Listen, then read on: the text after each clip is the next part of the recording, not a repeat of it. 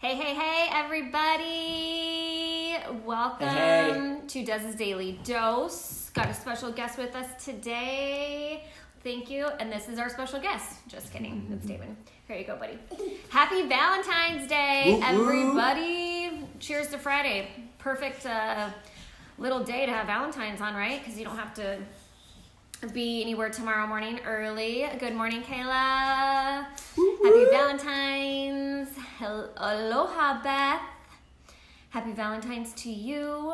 Hope you guys are starting this day off amazing and getting ready to crush today so you can tackle the weekend. Hey, Heather. How's it going? Happy Valentine's Day. Good morning. So you guys, we thought today would be the perfect day, with it being Valentine's and all, that we would come on here since we're married 6.5 years, almost together 10 years. So we thought we would come on here and tell you some of the secrets and things that we constantly do or try to do. Things that we have learned over the years, because it hasn't always been peaches and cream, right? We've had our rough periods, just like everybody else. So there's some things that we have learned that have brought us to where we are, and that was what we want to share with you guys. Yeah, so we're going to talk about 10 things to help improve your relationship. What's up, Chris? Hey, cousin. Philip. Hey, Steven. All right. Yeah, so we're going to write it off. Okay, so we only it. have 15 minutes, so we got to run through these really, really fast, because you guys know, if you guys follow me, I can talk all day. So don't worry, I'm not going to let him take over. This is my feed. Yeah, so number one, the number one thing that you guys got to do is you have to make your marriage a priority. It has to be above your kids. It has to be above your work. It has to be above everything else in life. Number one is it has to be a priority. Number one most important thing. Okay? Go. Next, two. So next one would be communication. So it's super important to always communicate with one another. If you have a problem with something that your spouse is doing, it's important that you talk about it openly with them instead of letting it bottle up inside. Yeah, and then exploding one day, and then it becomes a whole mess, and then you're all mad about something that happened 6 years ago, and he's like, what's going on here? Okay? Good morning, Erica. Good morning, Erlinda. And to dig in more about communicate, because I am really bad, I guess, articulating my feelings, or I'm afraid what it's gonna end up doing. I like to write them. Yeah. So you have to write it down in a letter or an email. Yeah, so if you're having an issue, it's easy to write a letter to one another, because if you try and confront them, usually what'll happen is they get defensive, and then what ends up happening is it ends up being an argument. But if you write them a letter, you also have time to think about what you're gonna say, and you can get your point across a lot better. And then you can, have that conversation. Don't communicate when you're angry. Next one. Constantly be learning. Constantly be learning about your spouse. Constantly be reading books on relationships, taking courses on relationships. Constantly be evolving, because your relationship is always going to be something you're going to have to put a lot of work into, and you need to constantly be growing and learning.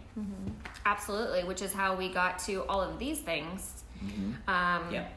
Next one is don't share your marital problems with other people, even your family. They say it is just between you and your marriage. Why share your marriage with somebody else? Just like if you were cheating, but in a different way. Yeah.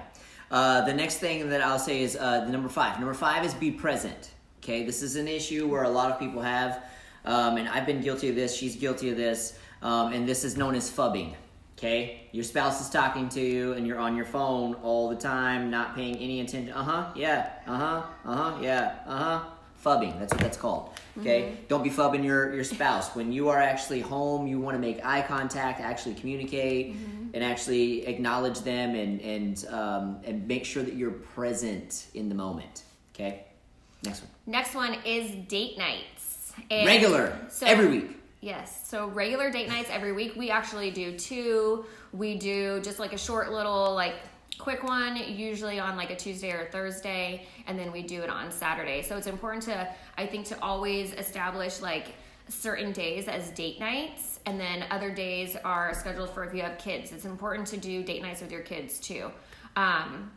But going out on dates is a time for you to communicate with one another. Don't talk about the kids. Don't talk about bills and finances and all the problems. It should be something fun. Like if you guys saw my picture on my Instagram yesterday, he brought like a card pack, which is a good way to like have a lot of different things to talk about. Yeah. So, and also on date nights, keep your phones to the side. Get off your phones. Yes. Okay. Because we see a lot of people going on date nights and Right. they're just like literally just on the phone, like not even speaking to each other. talking to each other. So. Don't be those people, okay? We're watching you out in public and we're making fun of you. Not really, but I am. So anyway, so we got date nights. The next thing is have fun. You want to try and have fun with each other all the time. You know, joke around, play around at home when you're on your date nights.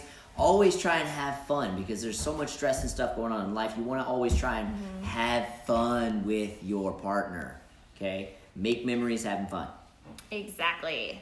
Next one to be always flirt. So number 8, always flirt.